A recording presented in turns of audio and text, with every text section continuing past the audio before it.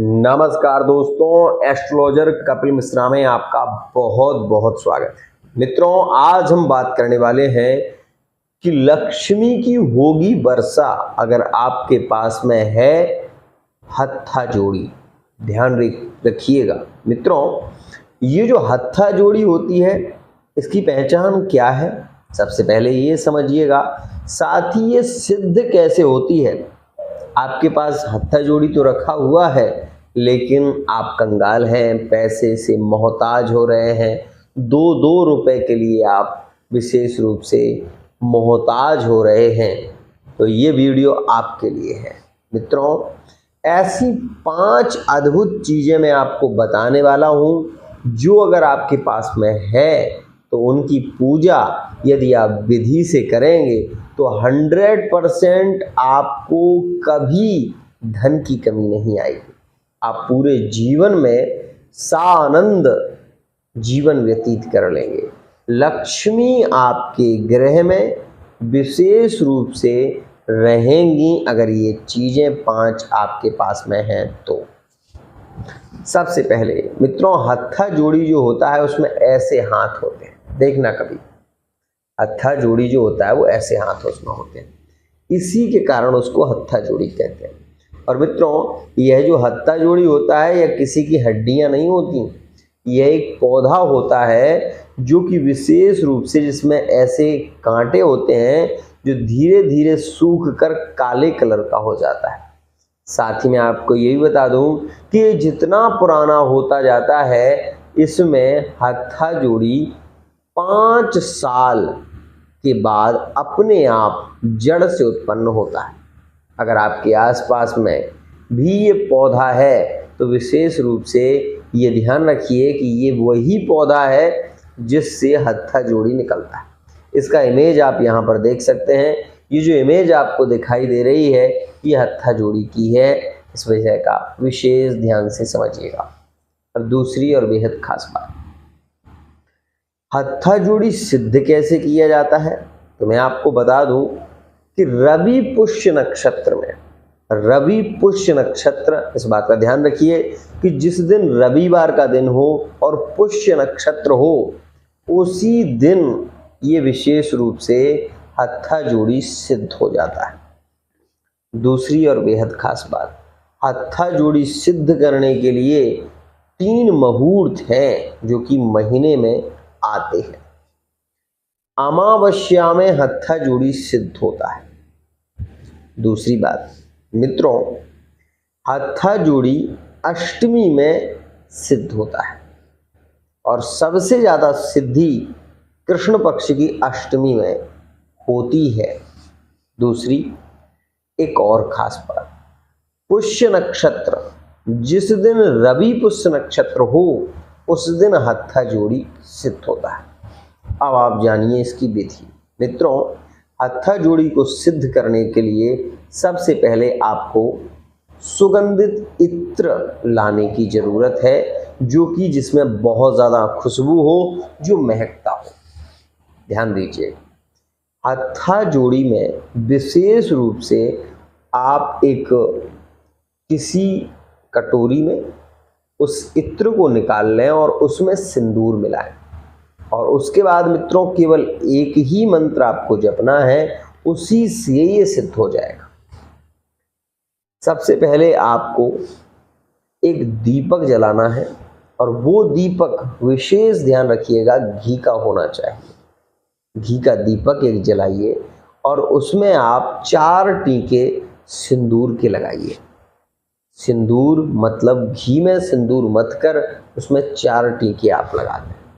सबसे पहले आपको जो कि हत्था जोड़ी में लगाना होता है विशेष रूप से मित्रों, वो आपको इत्र लगाना है और इत्र को पूरे हत्था जोड़ी पर लगाने की जरूरत रहती है, इस बात का ध्यान। उसके बाद आपने जो सिंदूर बनाया है उस सिंदूर से थोड़ा सा आप उसका पूजन करते हैं और केवल आपको एक ही मंत्र बोलना है, ओम ऐं ह्रीं क्लीं चामुंडाई विच्चे। इस मंत्र को भी आप ले सकते हैं, नहीं तो आप ये मंत्र ले सकते हैं, ओम चामुंडा देवी धनम में देही। ओम चामुंडा देवी धनम में देही। इसका अर्थ समझिए। हे मां चामुंडे, मुंडों को धारण करने वाली, धनम, मैं निर्धन हूं, हे मां धनम में देही, मुझे धन दीजिए। ये मंत्र है ओम चामुंडा देवी धनम में देही। इस मंत्र का सतत जप करने से एक माला और कमल गट्टे की माला, ध्यान रखिएगा, इससे यदि आप बैठकर एक माला जप कर लेते हैं तो आप ये देखेंगे कि आपके जीवन में परिवर्तन आएगा, भाग्य आपका बली होगा और धन की लाइन खुल जाएगी। ध्यान रखिएगा, जहां पर हत्था जोड़ी होता है और वो व्यक्ति हत्था जोड़ी का पूजन नहीं करता, महीने में एक बार पूजन हत्था जोड़ी का जरूर होना चाहिए।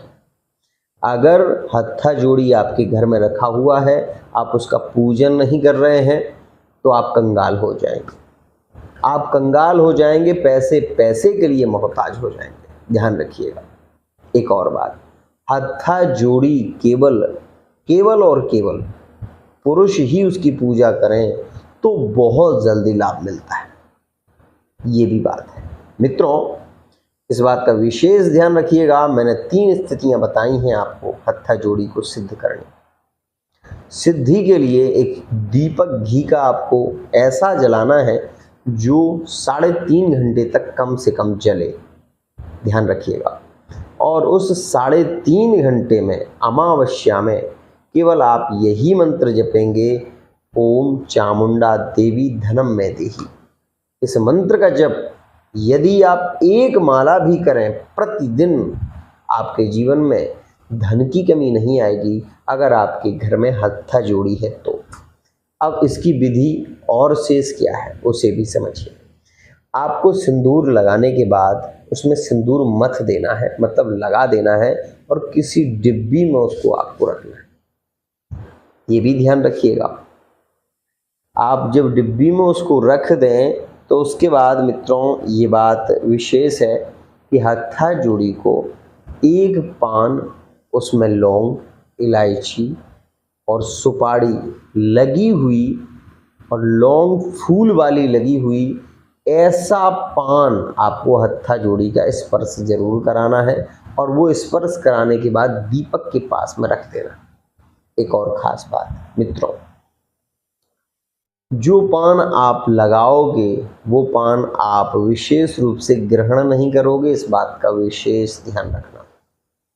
मित्रों, हत्था जोड़ी को सिद्ध करने के लिए केवल अमावस्या, अष्टमी और गुरु रवि पुष्य नक्षत्र, ये 3 ही स्थितियों में सिद्ध होता है। बाकी किसी स्थिति में इसको सिद्ध नहीं किया जा सकता। अब ये सिद्ध हो गया, इसका पता कैसे चलेगा?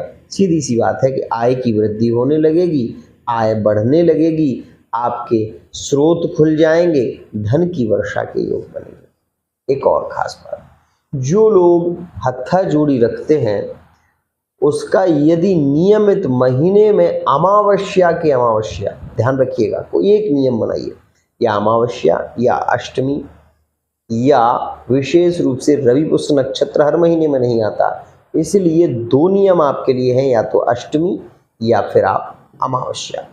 इन 2 स्थितियों में आप महीने में एक बार पूजन करें। एक बार पूजन जब आप करेंगे तो वो स्वतः सिद्धि रहेगी, और इस मंत्र का रोज आप जप करें, हत्था जोड़ी आपके लिए लाभकारी हो जाएगी। अब दूसरी बात जो कि विशेष है, अगर आपके पास में 7 गोमती चक्र है तो मित्रों, 7 गोमती चक्रों को एक सफेद कपड़े में आप बांध दीजिए। बांधने के बाद मित्रों, उस सफेद कपड़े पर आप सिंदूर से थोड़ा सा टीका लगा दीजिए। उसके बाद मित्रों, आपको इसका पूजन प्रत्येक पूर्णिमा में और प्रत्येक चतुर्थी में यदि आप करते हैं तो मैं आपको विश्वास के साथ में कह रहा हूं कि आपके घर में कभी लक्ष्मी की कमी नहीं होगी। लेकिन इसका नियम क्या है उसे समझिए। इसका नियम ये है मित्रों कि यह 7 चक्र होते हैं। गोमती के 7 चक्र जो है उनको आप एक लाइन से रख दें। रखने के बाद आप एक घी का दीपक जलाएं। घी का दीपक जलाने के बाद मित्रों इसमें आप सूजी का हलवा बनाएं और सूजी का हलवा बनाकर ओम, आपको मंत्र आता है नमो भगवते वासुदेवाय, इस मंत्र की एक माला आप जप करें। साथ ही इसमें आपको सिंदूर जरूर लगाना है, थोड़ा सा ध्यान दीजिएगा। आप 7 गोमती चक्रों में थोड़ा सा सिंदूर लगा दें। साथ ही मित्रों इसके बाद आपके पास यदि कनेर के फूल हैं तो ये कनेर के फूल आप चढ़ाइए मित्रों। उसके बाद सुगंधित इत्र चढ़ाइए और उसके बाद आप इन 7 चक्रों की केवल पूर्णिमा में या चतुर्थी में आप इनका पूजन करें। आपके घर में कभी लक्ष्मी की कमी नहीं रहेगी।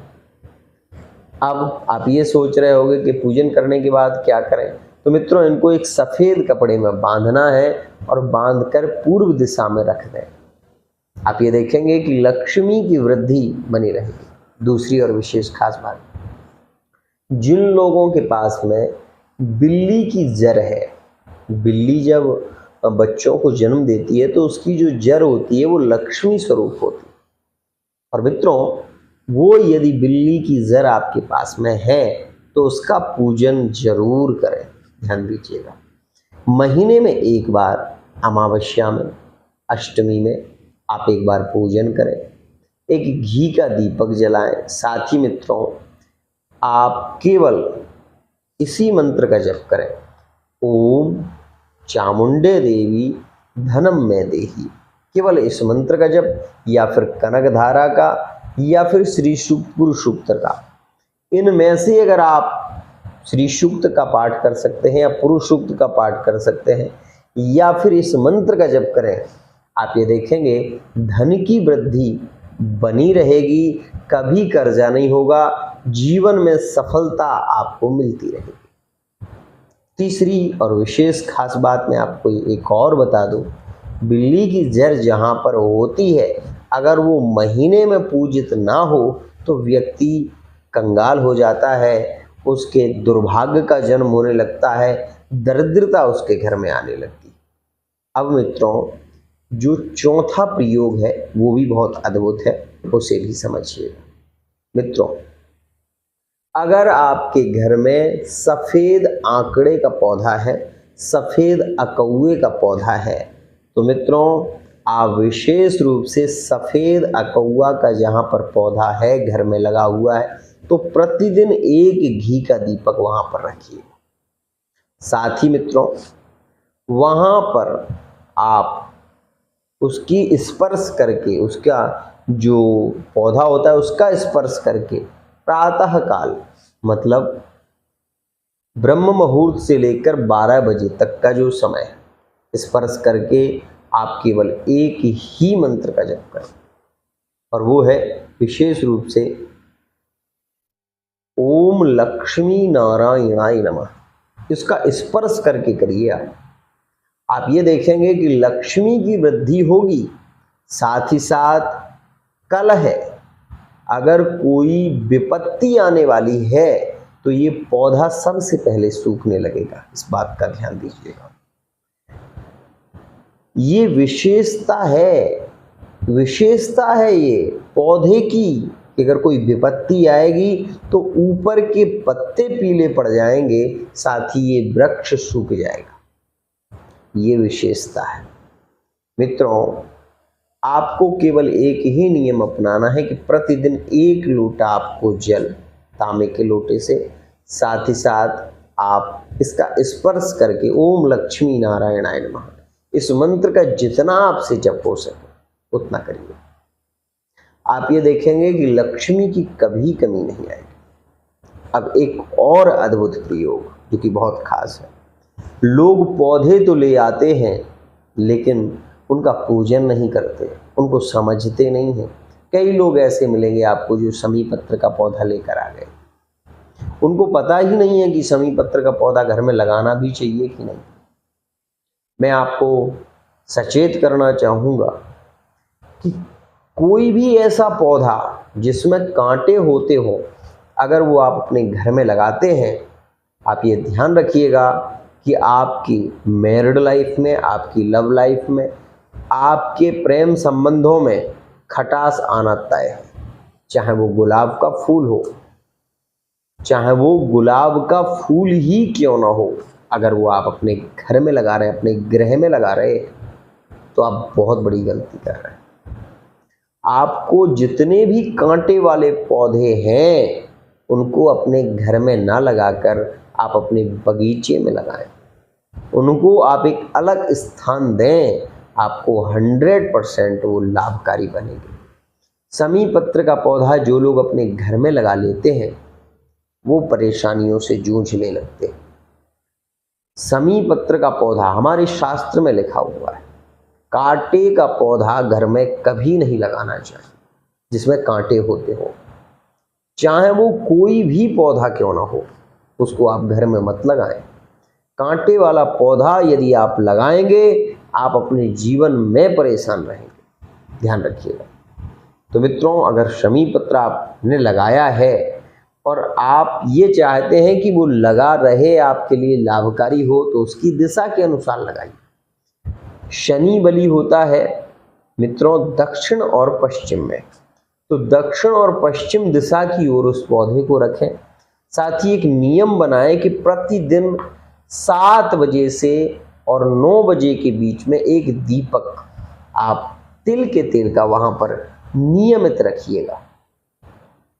आपके घर में लक्ष्मी की कमी नहीं आएगी, बुरे सपने नहीं आएंगे, आप ये देखेंगे कि भूत प्रेत इत्यादि बाधाएं नहीं होंगी। यह पौधे का चमत्कार भी है, नियम से होता है सब। अगर नियम आप नहीं कर सकते तो आप पौधे को मत लगाइए, जिसका आप कुछ सेवा नहीं कर सकते, उसको रखने से आप हानि ही उठाएंगे। मान लीजिए आप किसी एक बालक को ले आए, आपने उसको कहा कि मैं तेरा पालन पोषण करूंगा, और वो आपके पास में रह रहा है। ले तो आप आए, लेकिन अब क्या स्थिति है कि आप अपने लिए तो भोजन बना नहीं पा रहे हैं और उसके लिए भी नहीं बना रहे। मित्रों, एक बात ध्यान रखना, आशा ही परमम दुखम नैराश्य परमम सुखम। जब किसी भी व्यक्ति को किसी से आशा हो जाती है ना, तो वो व्यक्ति उस व्यक्ति को ही उसका कारण मान लेता है। चाहे हम हो, चाहे आप हो, आप ऐसे ही समझ लीजिए कि आपने किसी से प्रेम किया और वो व्यक्ति जिससे आप बहुत ज़्यादा प्रेम करते थे, वो व्यक्ति एकदम स्वभावतः बदल गया। ऐसी सिचुएशन में क्या होगा, आप उसी को कारण मानेंगे कि इसके कारण मेरी जिंदगी बर्बाद हुई। यही होता है, आप कारण उसी को मानते हो जिसको आप सबसे ज़्यादा सपोर्ट करते हो। ध्यान दीजिएगा। इसलिए एक बात हमेशा ध्यान रखिए कि जिसका आप प्रेम दे नहीं सकते तो प्रेम करने की ज़रूरत नहीं है। अगर आप प्रेम दे सकते हैं तो प्रेम करिए। अगर आप खाना खिला सकते हैं तो ही उसकी सेवा के लिए आप लाइए। ध्यान रखें।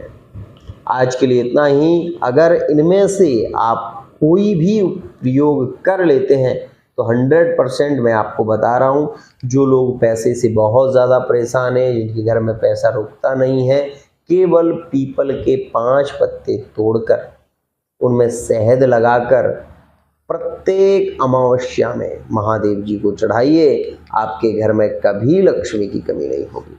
आज के लिए इतना ही।